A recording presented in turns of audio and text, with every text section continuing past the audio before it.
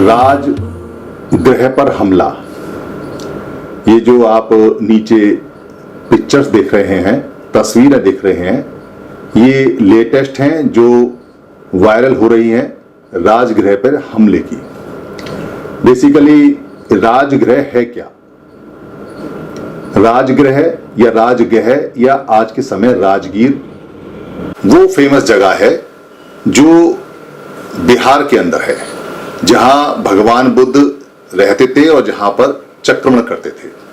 पूरी दुनिया में वो राजगृह, राजगीर या राजगृह, तीन नाम इसके हैं। उसके नाम से ये फेमस है, प्रसिद्ध है पूरे जगत में, पूरे विश्व में।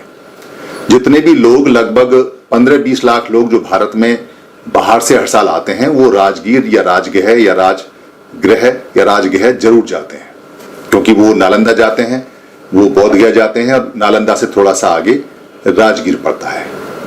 मगर यहाँ जो हमला हुआ है वो हुआ है उसी राजगीर पर जो शिक्षा का केंद्र रहा है, क्योंकि वहां भगवान बुद्ध पढ़ाया करते थे और यहाँ बाबा साहब अम्बेडकर ने अपने जो शिक्षा की सबसे अमूल्य मणि थी, जो रत्न थे, यानी 50,000 किताबें, उनके लिए स्पेशल एक घर बनवाया था जिसको राजगीर या राजगृह के नाम से या राजगृह के नाम से जाना जाता है।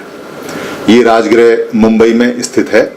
मैं एक बार 2006 में जब रामदास अठावले जी ने एक 2006 का दीक्षा का कार्यक्रम किया था, उस समय मैं वहां गया था। मेरे पास कैमरा भी था, बहुत सारे फोटो में लाया भी था, मगर वो फोटो हार्ड डिस्क में डैमेज हो गए और खत्म हो गए। 1-2 फोटो बामुश्किल उसमें से बचे हैं। उस समय मैं बाघमारे जी मेरे दोस्त थे, वो मुझे लेके गए थे।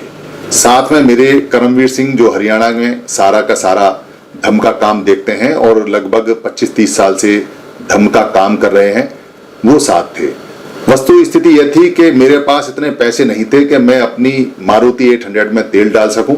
कार तो थी मेरे पास में और जहाज में उड़ सकूं, तो मेरा टिकट भी करमवीर सिंह जो बौद्ध हैं हरियाणा के, उन्होंने ही लिया था। और पहली बार मैं जहाज में उड़ता हुआ गया और मुंबई के उस जो पूरा का पूरा जिसको कहते हैं घोड़ा दौड़ाने का जो मैदान, जिसको रेस कोर्स बोलते हैं, वहां पर एक बहुत भव्य और आलीशान धम्म दीक्षा गोल्डन जुबली का कार्यक्रम माननीय रामदास अठावले जी के नेतृत्व में हुआ था। शानदार कार्यक्रम था, बहुत लोग वहां आए थे। तो ये जो हमला हुआ है ये उसी राजगृह पे हुआ है जिसपे 50,000 किताबें रखी जाती हैं और जो बाबा साहब का प्रसिद्ध रहा है।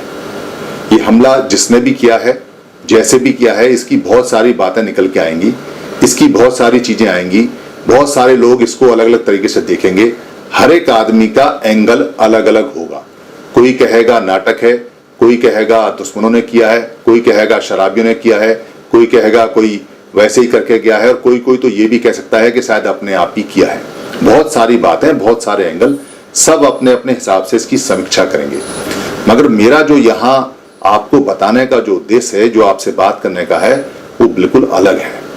दरअसल आदमी का जब डर निकल जाता है तब वो किसी महापुरुष के घर पर हमला करता है, क्योंकि भगवान बुद्ध कहते हैं कि इस दुनिया में 100% ऐसा कोई व्यक्ति नहीं है जिसकी निंदा होती हो और 100% कोई ऐसा व्यक्ति नहीं है जिसकी प्रशंसा होती हो। यानी कि हर एक व्यक्ति की निंदा भी होती है और प्रशंसा भी होती है। भगवान बुद्ध इससे आगे बढ़कर कहते हैं कि मैं भी निंदा से और प्रशंसा से अलग नहीं हूं। लोग मेरी भी निंदा करते हैं और मेरी भी प्रशंसा करते हैं। इस हिसाब से अगर देखा जाए तो बाबा साहब अम्बेडकर भी निंदा से और प्रशंसा से अलग नहीं है। जहां उनके अरबों प्रशंसक हैं, वहां उनके कुछ लाख ऐसे भी हैं जो निंदा करते हैं और जो उनके दुश्मन समझते हैं और दुश्मन मानते हैं। ये सारी दुनिया में हर मनुष्य के साथ होता है। मगर यहाँ जो राजगीर पर हमला हुआ है, जो राजगृह पे हमला हुआ है, जो राजगृह पे हमला हुआ है, भगवान जो बाबा साहब अम्बेडकर और भगवान बुद्ध की जो जगह थी राजगृह, उस पर जो हमला हुआ है, ये खास बात है। इसके ऊपर हमला करने वाला मानसिक रूप से बीमार नहीं रहा होगा, क्योंकि उसने सबसे पहले जो तोड़ा है, या जो बताया जा रहा है खबरों में, कि उसने टीवी कैमरे भी तोड़े हैं। टीवी कैमरे तोड़ने वाला आदमी दिमाग से पैदल नहीं है, वो दिमाग से अच्छी तरह से बिल्कुल ठीक है। इसलिए ये मानते हैं कि जिसने भी हमला किया है प्लान के हिसाब से किया है। मगर जो उसका सबसे इंपॉर्टेंट एंगल है वो ये है कि बाबा साहब का घर इतना कमजोर हो गया है कि कोई भी हमला कर सकता है। क्यों हो गया है? क्योंकि बाबा साहब के परिवार के जितने भी लोग हैं वो सब अलग अलग बढ़ चुके हैं। अब बाबा साहब का परिवार सिर्फ दिखावे के लिए परिवार है, एक साथ नहीं है। भारत में जितने भी संगठन हैं, 10,000 से ज्यादा संगठन जो बाबा साहब का फोटो लगा के घूमते हैं, वो सब अलग अलग हैं और उन्हीं के परिवार का हिस्सा है। ये परिवार का अलग अलग हिस्सा होने के कारण हमला करने वाले को ये जानकारी है कि जब मैं हमला करूंगा तो इसमें कोई बोलेगा और कोई नहीं बोलेगा। आपने अगर ध्यान दिया हो तो कोई भी आज तक ऐसी मंच नहीं है जहां बाबा साहब के सारे संगठन एक साथ मंच पे आपने कभी देखे हों, और आपने कभी इसकी इच्छा भी नहीं करी है, आपने कभी ये सोचा भी नहीं है, आपके जहन में ये बात आने भी नहीं दी है, आपके मन मस्तिष्क में ये बात नहीं आने देते नेता कि वो एक मंच पर आज तक क्यों नहीं आए। वो हमेशा ये कहते हैं कि ये सामने वाला नेता बेकार है, हम अच्छे हैं, या उनका अनुयायी सिर्फ इतना कहता है, जो उनका चमचा होता है, जो बेवकूफ होता है, जो भक्त होता है, कि हमारा नेता अच्छा है। वो अगर कहीं व्हाट्सएप करेगा, कहीं अगर कमेंट डालेगा, कहीं कुछ बात करेगा तो कहेगा मेरा नेता अच्छा, तुम्हारा नेता खराब। इसलिए बाबा साहब का जो राजगृह घर है वो देखने में घर जरूर है, मगर उसकी ईंट ईंट बिखर चुकी है, उसकी दसियों हजार ईंट इधर उधर बिखरी पड़ी हैं। हमलावर को ये बात पता है कि इस घर का अब सिर्फ नाम है, इसकी बुनियाद खत्म हो चुकी है, इसकी ईंटें बिखर चुकी हैं, इसकी किताबें चारों तरफ सड़ चुकी हैं। वो ये जानता है, इसलिए उसने इतनी जुर्रत की, इतनी उसने हिम्मत दिखाई, इतनी हिमाकत दिखाई कि वो बाबा साहब के उस जगह पे जो पूरी दुनिया में जानी जाती है उस पर हमला करने का सोच सका और हमला करने में कामयाब रहा। आप प्रतिकार करोगे, आप इसका विरोध करोगे, मगर कैसे करोगे? आप सब अलग अलग नेता के नेतृत्व में करोगे, अलग अलग परिवार के रूप में करोगे। आप उस हमलावर को ये मैसेज नहीं दे सकते, ना ही सोच सकते कि हम सब एक ईंट हैं और हमारा राजगृह अलग अलग नहीं है, हमारा घर तो एक ही घर है। ये मैसेज आप उसको नहीं दे पा रहे हो। अगर सारे लोग एक मंच पे आ जाएं और सब लोग एक सुर में कहें कि ये राजगृह पे हमला है, ये हमला बर्दाश्त नहीं किया जाएगा, तो आपके विरोध करने का और प्रतिकार करने का फायदा होगा। आपने अगर अलग अलग विरोध किया, अलग अलग नेताओं में किया, अलग अलग डेट पे किया, अलग अलग टाइम पे किया, और सारे अंबेडकर के नाम के नेता इकट्ठा होकर विरोध में नहीं आए, तो हमला रुकेगा नहीं। फिर हमलावर और ज्यादा मजबूत हो जाएगा, और ज्यादा तेज हो जाएगा, और ज्यादा पक्का हो जाएगा। इसलिए हमले के जो जिम्मेदार हैं, हमला करने वाले नहीं हैं, हमला करवाने वाले हैं। यानी जिन्होंने अपने ऊपर हमला करवाने का मौका दिया, यानी जिन्होंने ये बताया कि बाबा साहब के सारे बच्चे अलग अलग रहते हैं, जिन्होंने ये बताया कि अब राजगृह नहीं है, सिर्फ एक ईंटों का ढेर मात्र है, इसका परिवार बिखरा हुआ है, इसके 10,000 संगठन अलग अलग काम करते हैं, जो विरोध तो करते हैं मगर अलग अलग करते हैं। अगर वो सारे एक साथ एक मंच पे पहले से ही होते, किसी माइके लाल में इतनी हिम्मत नहीं कि राजगृह की बात छोड़िए, एक किसी झोंपड़ी के तिनके को भी नीचे गिरा सकता। ये बात अपने जहन में बिठा लीजिए।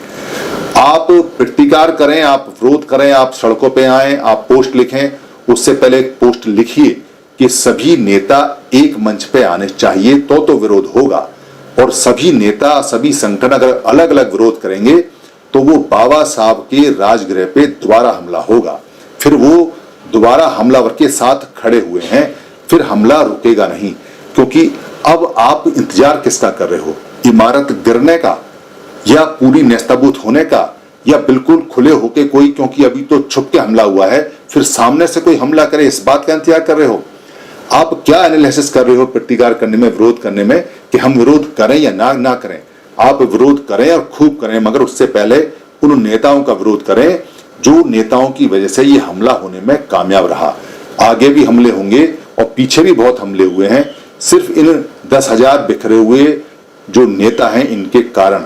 आप समझिए, आप सोचिए, आप विरोध करने से पहले सबसे पहले अपने नेता का गिलेवान पकड़िए, उसके गिलेवान पकड़ के कहिए कि तुम एक मंच पे आके दिखाओ हमें।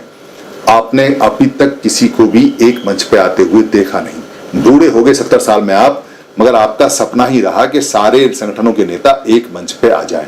अगर ये एक मंच पे खड़े होके एक दूसरे को गाली भी दें तो भी दुश्मन को ये मैसेज जाता है कि ये बेशक गाली बक रहे हैं एक दूसरे को, मगर ये हैं एक साथ। इसका भी बड़ा फर्क पड़ता है। इकट्ठे आ जाओ, बेशक तुम्हारे दिल ना मिलते हों, एक साथ बैठो तो सामने वाले की वैसे ही हवा निकल जाती है। देखने में और मंजर में बड़ा दम होता है। जिसके साथ 1 लाख आदमी खड़े होते हैं, जिसके साथ 10,000 नेता खड़े होते हैं, उस व्यक्ति की तरफ हवा भी आंख उठा के नहीं देखती। व्यक्ति की तो बात ही क्या है। राजगृह का सबसे ज्यादा दुख हमारे जैसे लोगों को है, जो ये जानते हैं कि इन नेताओं ने ये हमला कराया है, वरना किसी के माइक लाल में ताकत नहीं कि बाबा साहब की तरफ आंख उठा के भी देखें।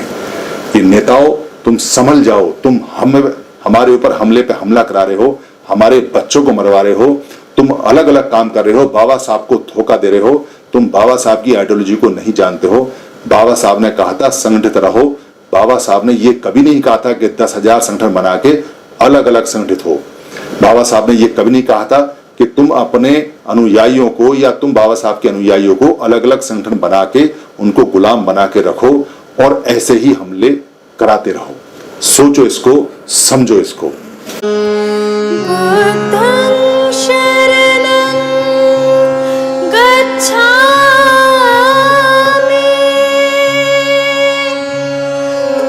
धम्मं शरणं गच्छामि, संघं शरणं गच्छामि, बुद्धं शरणं गच्छामि, धम्मं शरणं गच्छामि।